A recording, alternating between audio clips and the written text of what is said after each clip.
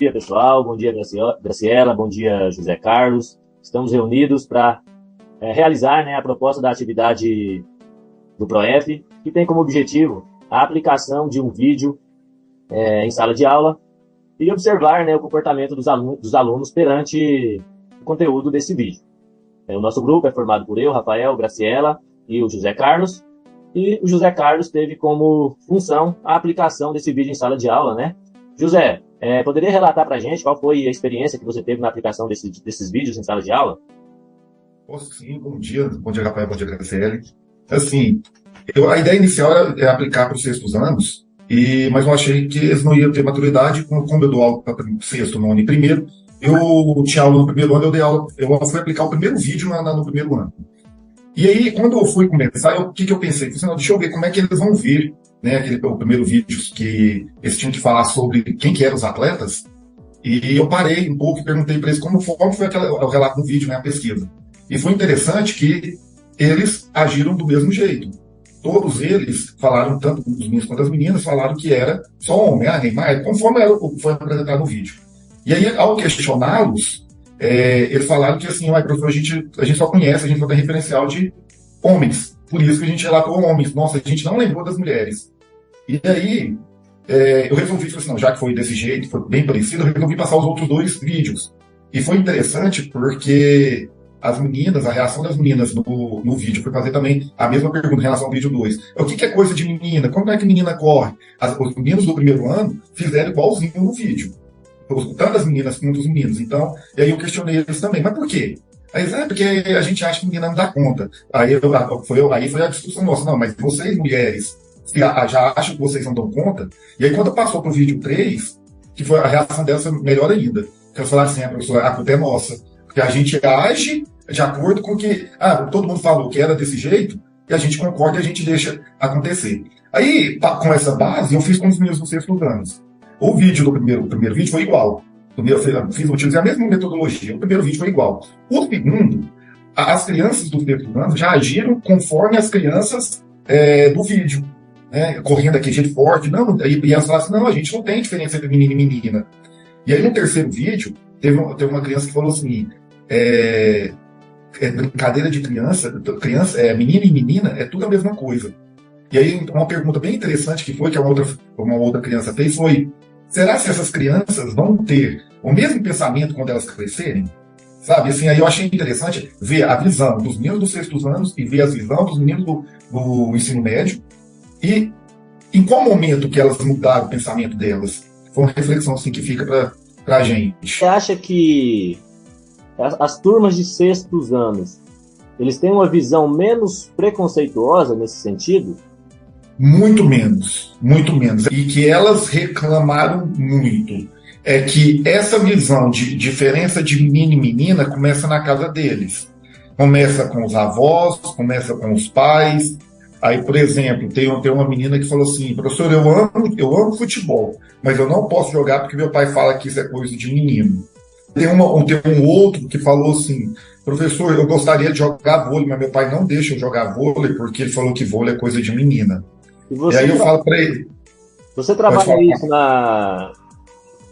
Você trabalha esse tema nos seus conteúdos? Você dialoga com seus alunos sobre isso diariamente? Geralmente eu dialogo com eles. Porque assim, quando eles chegam no sexto ano, eles vêm com essa visão. Os meninos querem jogar futebol e as meninas querem jogar vôlei. Isso é cultural. Então, aí até que assim, lá na nossa escola, o que a gente, entre o nosso professor de educação física, nós fizemos? Que o conteúdo futebol e vôlei só a partir do sétimo ano. Por quê? Porque nós queremos que eles conheçam outros esportes, porque o vôlei e o futsal, o futebol, eles já conhecem. Então eles ficam nessa para ter a oportunidade de conhecer outros esportes. E dentro desse, a gente bate nessa tecla. Olha, não existe diferença. Existe, claro, que a diferença física, mas todo mundo dá conta de participar. E aí, quando a gente coloca para participar, você vê que dentre eles não tem. Vai ter mais, a gente consegue identificar mais essa questão do gênero quando a família pega muito no pé em relação a essa questão, e aí você vê o comportamento da criança, mas não é dela. Você vê que é reflexo de alguma coisa que ela está vivendo. Foi muito gratificante aplicar esse vídeo na sala de aula. Graciela, e você? Sua visão sobre isso? É muito complicado mesmo, né? A menina que gostar de futebol. Eu, por exemplo, eu sempre gostei de jogar futebol e não pude jogar também, né? Porque eu tinha que jogar vôlei. Quem te impedia? Quem falava isso era o professor de educação física. Meu professor de educação física. Você já pensou em algum momento, José? Porque você me relatando isso, veio algo agora, porque eu trabalho com educação infantil. E essas crianças, eles vão chegar lá no ensino fundamental.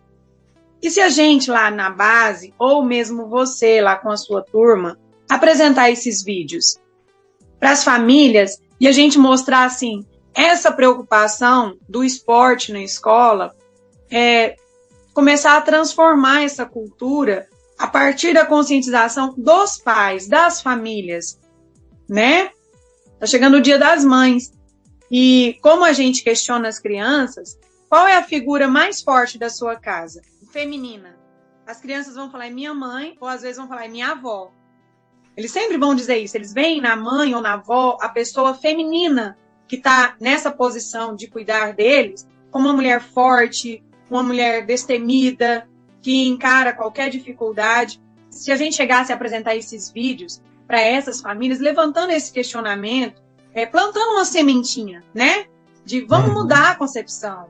Hoje em dia é possível ter essa integração em todos os esportes. O que vocês acham? A gente vê nas escolas que os alunos eles são influenciados pelos seus familiares, né? Como você mesmo citou, você gostaria de jogar, mas não poderia. O José citou o caso de alunos que queriam jogar futebol, mas o pai não deixava. Ou queria jogar voleibol, mas o pai não deixava. Por quê? Porque na concepção desses pais, esses esportes, alguns são para meninos e outros são para meninas. Então eles ainda têm essa mentalidade fechada, né, em relação à amplitude da prática corporal ser para todos os públicos, todos os gêneros. E quando você citou essa possibilidade de trazer os pais para a escola e apresentar esses vídeos para eles, como seria a reação deles? Será que seria igual à reação dos alunos do José Carlos? Eu acredito que sim, né? Porque é um reflexo.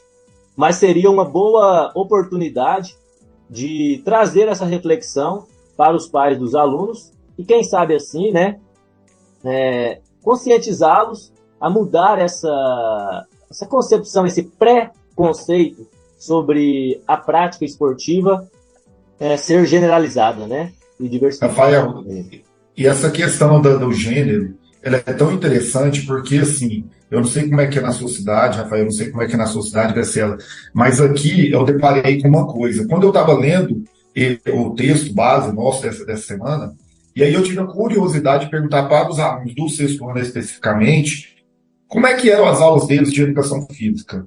E aí, o que eu identifiquei, aqueles alunos que vieram do município eram turmas mistas. Os alunos que vieram de escolas particulares eram turmas separadas. E detalhe, dentro da escola particular é futebol para os meninos e balé para as meninas. Então, assim, quando tem educação física na escola particular. Então, foi um alerta muito grande que eu vi e que, além de tudo, a gente tem que agir junto com os pais, tinha que ver com os órgãos fiscalizadores por que não está tendo aula de educação física e por que está privando as crianças de estarem juntas. Porque é nessa fase, se elas não aprenderem, se lá de pequenininha elas estão aprendendo que elas têm que ficar separadas, a hora que ela chegar para a gente, lá mais pelo menos no meu caso, que eu estou no segunda fase, no ensino fundamental, você começa a ver aqueles meninos que eles têm mais resistência e trabalhar junto com as meninas. E foi interessante de ver como é que a gente começa a identificar isso aí na sala de aula. Muito bem. É muito bacana, né? Esses questionamentos. Então eu vou me despedindo por aqui. Adorei essa roda de conversa. E vamos levar essa sementinha mesmo, né? Para as nossas comunidades escolares. Esperamos que os colegas aí que estão ouvindo também levem para a realidade deles. Obrigado, meninos, e a todos um bom dia. Obrigado, Graciela. Obrigado, José Carlos, pela participação. Obrigado.